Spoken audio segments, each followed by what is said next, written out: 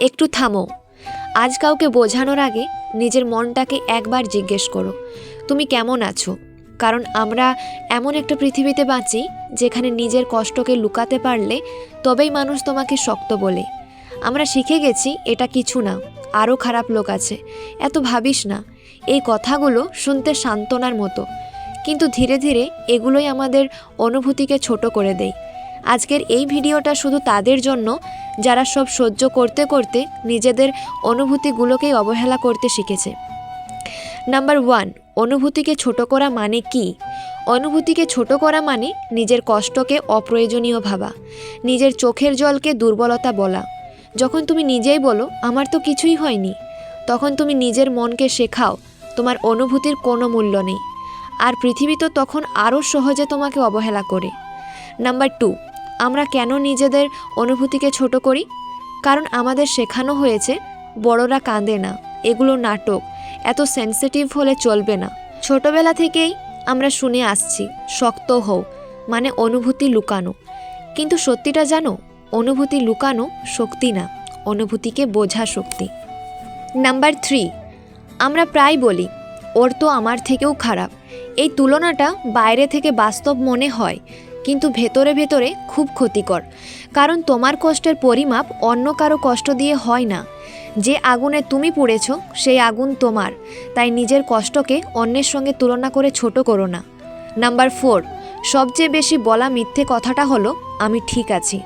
আমরা এই কথাটা বলি কাউকে বোঝাতে চাই না বলে, দুর্বল দেখাতে চাই না বলে, ঝামেলা বাড়াতে চাই না বলে। কিন্তু প্রতিবার যখন তুমি মিথ্যে বলো তখন নিজের মনটাকে একা ফেলে আসো, আর একা পড়ে থাকা মন একদিন ভেঙে যায়। নাম্বার 5, অনুভূতি যদি বেরোতে না পারে তাহলে সেটা জমে যায়, আর জমে থাকা অনুভূতি হঠাৎ রাগ বেরোয়, হঠাৎ কান্না হয়ে ভেঙে পড়ে, হঠাৎ ক্লান্তি হয়ে শরীরে বসে। অনেকে বলে আমি জানি না কেন এমন হচ্ছে, কারণ তুমি অনেক দিন ধরে নিজের অনুভূতিকে ছোট করছো। নাম্বার 6, নিজের অনুভূতিকে সম্মান করা মানে কি? নিজের অনুভূতিকে সম্মান করা মানে আমার কষ্টটা সত্যি এটা বলা, আমি ক্লান্ত স্বীকার করা। এটা দুর্বলতা না, এটা আত্মসচেতনতা। নাম্বার 8, সবাই তোমার অনুভূতি বুঝবে না, এই সত্যটা মেনে নাও, সবাই বুঝবে না। কিন্তু কেউ না বুঝলেও তোমার অনুভূতি মিথ্যে হয়ে যায় না। যে ব্যথা তুমি অনুভব করেছো সেটা সত্য, নিজের সত্যকে অস্বীকার করাই সবচেয়ে বড় অবিচার।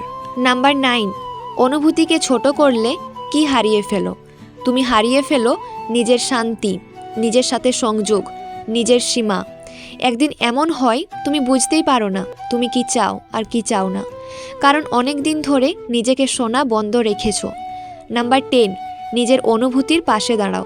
যদি কেউ না বোঝে তুমি বোঝো, নিজেকে বলো আমি যা অনুভব করছি তা গুরুত্বপূর্ণ। এই একটা বাক্য অনেক ভাঙন সামলে দেয়। শেষে একটাই কথা বলবো, আজ যদি তুমি ক্লান্ত হও, আজ যদি তোমার চোখ ভেজা হয়, আজ যদি মন ভারী লাগে, খারাপ লাগে, এগুলো অকারণ না। নিজেকে বলো না এটা কিছু না, কারণ এটা কিছু, এটা তোমার অনুভূতি। নিজের অনুভূতিকে ছোট করো না।